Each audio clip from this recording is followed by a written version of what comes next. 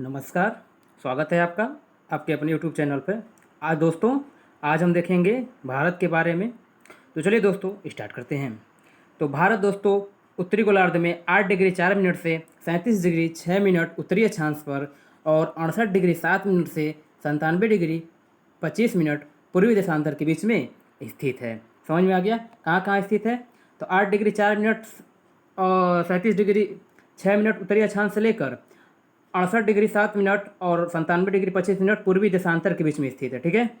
संपूर्ण भारत का अक्षांशीय विस्तार जो है वह 6 डिग्री 4 मिनट से लेकर 37 डिग्री 6 मिनट तक है। ठीक है। और भारत का जो क्षेत्रफल है 32,87,263 वर्ग किलोमीटर। कितना है? 32,87,263 वर्ग किलोमीटर है। अगला पॉइंट देखते हैं दोस्तों।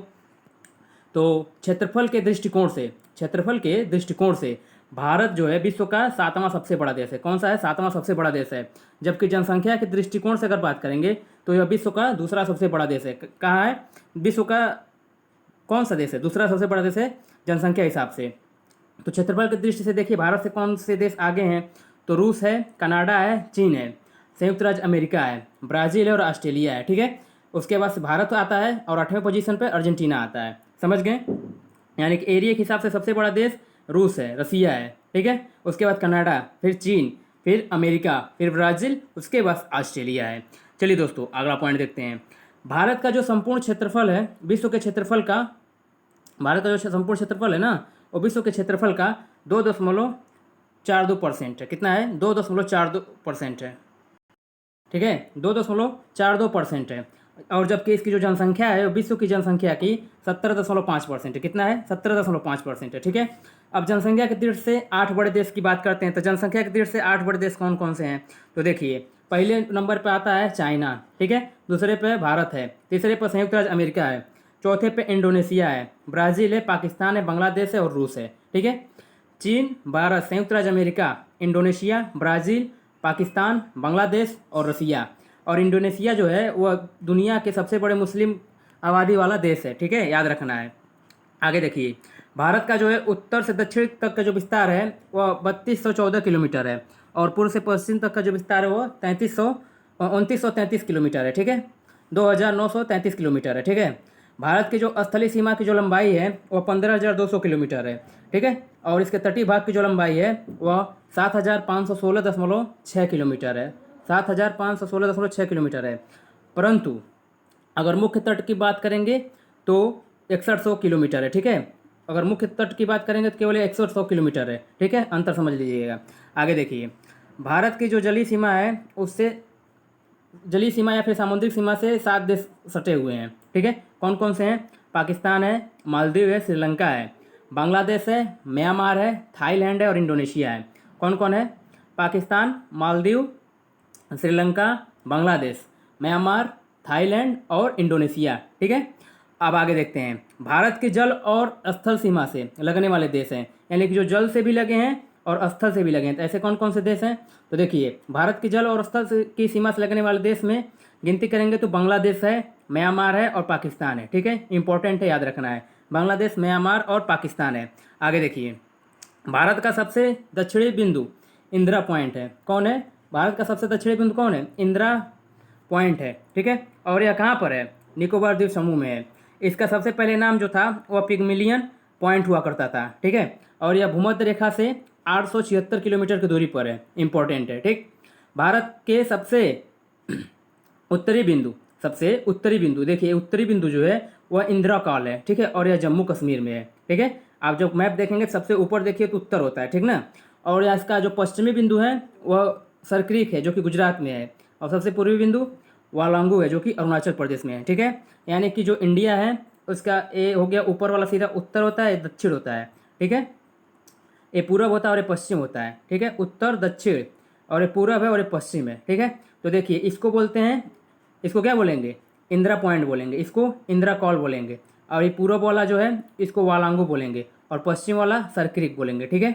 आगे देखिए कोलाबा पॉइंट, कोलाबा पॉइंट मुंबई में, पॉइंट कालीमारे तमिलनाडु में और पॉइंट पेड्रो जाफना में है। ठीक है, इंपॉर्टेंट है। कोलाबो कोलाबा पॉइंट मुंबई में, कोलाबा पॉइंट मुंबई में है, पॉइंट कालीमेरो तमिलनाडु में है, और पॉइंट पेड्रो जाफना में है। ठीक है, आगे देखिए, भारत और चीन के बीच की जो सीमा रेखा है उसको मैकमोहन रेखा कहते हैं। क्या कहते हैं? मैकमोहन रेखा कहते हैं। और यह जो सीमा है 1914 में शिमला में निर्धारित की गई थी। ठीक है, भारत और अफगानिस्तान के बीच डुरंड रेखा है। ठीक है, जो कि 1896 में सर डुरंड के द्वारा निर्धारित की गई थी। ठीक, अब यह रेखा जो है भारत अफगानिस्तान और पाकिस्तान के बीच में, क्योंकि ये पहले 1896 में पाकिस्तान भारत का ही भाग था। ठीक है, लेकिन अब डुरंड जो है वो अफगानिस्तान और पाकिस्तान में है, अंतर समझिएगा। ठीक है, 1896 में खींची गई है। भारत और पाकिस्तान के बीच रेड क्लिफ रेखा है, भारत और पाकिस्तान के बीच में रेड क्लिफ रेखा है, जो कि 15 अगस्त 1947 को सर सीजे रेड क्लिफ के द्वारा निर्धारित किया गया था। ठीक है, आगे देखिएगा, दक्षिण में श्रीलंका भारत से पाक जल संधि और मन्नार खाड़ी से अलग होता है। इंपॉर्टेंट है, ये पाक जल संधि जब एग्जाम पे पूछता है ना तो हम पाकिस्तान को मार देते हैं। ठीक है, लेकिन दक्षिण में जो है श्रीलंका जो है भारत से पाक जल संधि और मन्नार की खाड़ी से अलग होता है। ठीक है, श्रीलंका के बाद भारत का दूसरा निकटतम पड़ोसी देश जो है समुद्री वो भी है ना, श्रीलंका के बाद दूसरा सबसे निकटतम समुद्री पड़ोसी देश इंडोनेशिया है। कौन है? इंडोनेशिया है, जो कि निकोबार द्वीप समूह के अंतिम द्वीप ग्रेट निकोबार के दक्षिण में स्थित है। ठीक है, आगे देखिएगा, भारत का जो मानक समय है वह इलाहाबाद के निकट मिर्ज़ापुर से गुजरने वाली 82.5 डिग्री पूर्वी देशांतर, इंपॉर्टेंट है, 82.5 डिग्री पूर्वी देशांतर को माना गया है, जो कि ग्रीनविच टाइम से 5.5 घंटा आगे है। कितना है? 5.5 घंटा आगे है।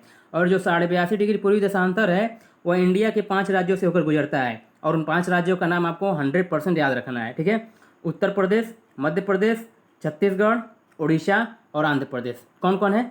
उत्तर प्रदेश, मध्य प्रदेश, छत्तीसगढ़, उड़ीसा और आंध्र प्रदेश है। ठीक है, आगे देखिए, कर्क रेखा जो है वह भारत के मध्य से होकर गुजरती है। कर्क रेखा कहाँ से गुजरती है?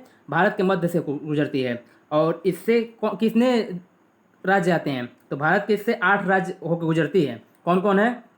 राजस्थान, गुजरात, मध्य प्रदेश, छत्तीसगढ़, झारखंड, पश्चिम बंगाल, त्रिपुरा और मिजोरम। कौन कौन है? राजस्थान है, गुजरात है, मध्य प्रदेश है, छत्तीसगढ़ है, झारखंड है, पश्चिम बंगाल है, त्रिपुरा और मिजोरम है। आगे देखिए, पृथ्वी की जो चुंबकीय विषुवत रेखा है ना, पृथ्वी की चुंबकीय विषुवत रेखा वह दक्षिण भारत में त्रिवेंद्रम से गुजरती है। कहाँ से गुजरती है? त्रिवेंद्रम से गुजरती है। इंपॉर्टेंट है, मार्क कीजिएगा। आगे देखिए, भारतीय उपमहाद्वीप में सम्मिलित देश, तो कभी कभी एग्जाम में पूछ लेता है कि कौन भारतीय उपमहाद्वीप में है, तो देखिए कौन कौन है। भारत है, पाकिस्तान है, बांग्लादेश है, नेपाल और भूटान है, यानी कि 5 देश भारतीय उपमहाद्वीप में आते हैं। ठीक है, आगे देखिएगा, सर्वाधिक सीमाओं से लगा हुआ राज्य कौन है? उत्तर प्रदेश है। सर्वाधिक सीमाओं से लगने वाला राज्य क्या है? उत्तर प्रदेश है। इसकी जो सीमा है वो 8 राज्यों, कितने राज्यों से? 8 राज्यों से, तथा उत्तराखंड, हिमाचल प्रदेश है ना, उत्तराखंड, हिमाचल प्रदेश, हरियाणा, राजस्थान, मध्य प्रदेश, छत्तीसगढ़, झारखंड और बिहार इससे लगा है। कौन कौन है? उत्तराखंड, हिमाचल प्रदेश, हरियाणा, राजस्थान, मध्य प्रदेश, छत्तीसगढ़, झारखंड, बिहार यूपी की सीमा से लगा हुआ है। उत्तर प्रदेश की जो सीमा है वह राष्ट्रीय राजधानी क्षेत्र दिल्ली से भी लगी है। इंपॉर्टेंट है, याद रखना है। ठीक है, आगे देखिएगा, भारतीय राज्यों में गुजरात तटरेखा की जो लंबाई है ना सबसे अधिक है, और इसकी जो लंबाई है वह 1663 किलोमीटर है। इसके बाद से आंध्र प्रदेश वाला तटरेखा है।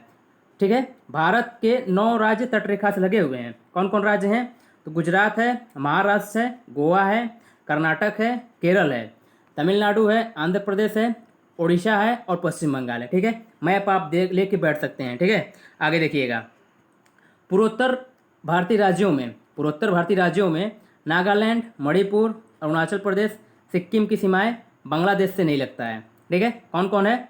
नागालैंड, मणिपुर, अरुणाचल प्रदेश, सिक्किम, इन चारों की सीमाएं बांग्लादेश से नहीं लगता है। और ये भैया एग्जाम में इतनी बार पूछा गया है और बार बार आप छोटे से कन्फ्यूजन के चलते इस क्वेश्चन को गलत कर देते हैं। ठीक है, आगे देखिएगा, अरुणाचल प्रदेश की जो सीमा है पूर्व में, कहाँ पे? पूर्व में म्यांमार से, और पश्चिम में भूटान से, और उत्तर में चीन से लगी है। किसकी सीमा भैया?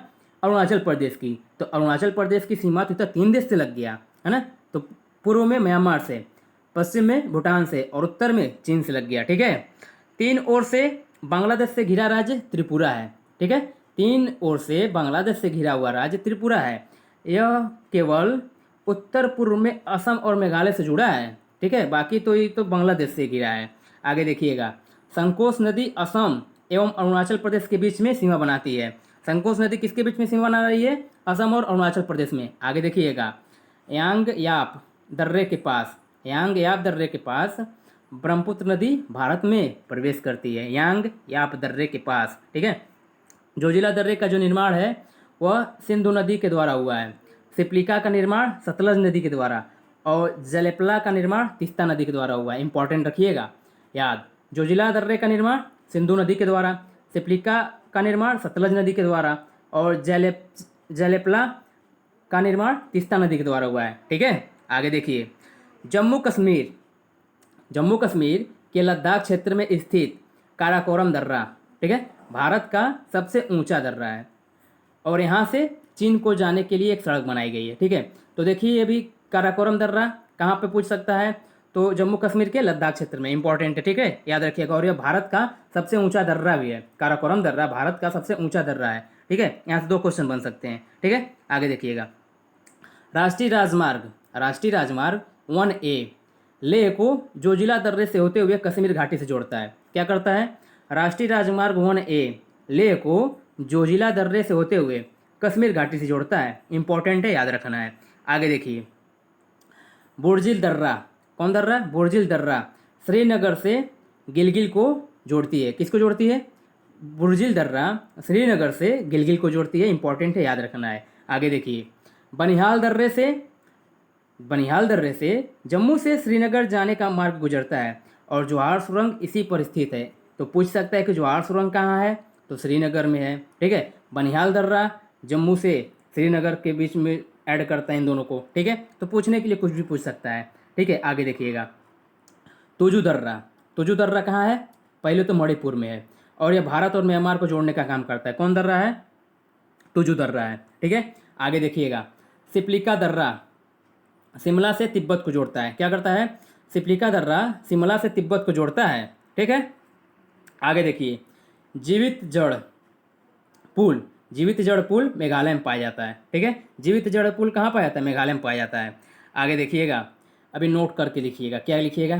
कि मेघालय की खाड़ी जनजाति के लोग रबर ट्री पौधे को जड़ों का अनुवर्धन कर, ठीक है, इन्हें जलधारा के आर पार सुदृढ़ पुलों में रूपांतरित कर देते हैं, है ना, और जिसे जीवित जड़ पुल कहा जाता है। समझ गए जीवित जड़ पुल किसे कहते हैं? और स्थानीय भाषा में लोग इसे जिंग केंग ईरो भी कहते हैं, ठीक है। आगे देखिएगा, 3 अर्धचंद्राकार समुद्री तट, 3 अर्धचंद्राकार समुद्री तट कन्याकुमारी मिलते हैं। कहाँ मिलते हैं? कन्याकुमारी में। भारत में रामेश्वरम के निकट धनुषकोडी और श्रीलंका में, कहाँ पे? धनुषकोडी और श्रीलंका में तलैया मन्नार के बीच समुद्र में डूबी प्रवाल द्वीप की एक रेखा, जिसे आदम का पुल भी कहा जाता है। बड़ा इंपॉर्टेंट है, ठीक ना। यानी कि आदम का पुल कहाँ है भैया? तो रामेश्वरम में है, ठीक है, याद रखिएगा। आगे देखिए, जाफना, जाफना जो है से श्रीलंका से एलिफेंटा दर्रे के द्वारा जुड़ा हुआ है, ठीक है। चलिए, तो यहाँ पे ख़त्म होता है इंट्रोडक्शन इंडिया का। इसके बाद आगे लेक्चर में हम देखेंगे, ठीक है। अच्छा लगा हो तो चैनल को आप सब्सक्राइब कर सकते हैं, ठीक है। बाकी आपका मन।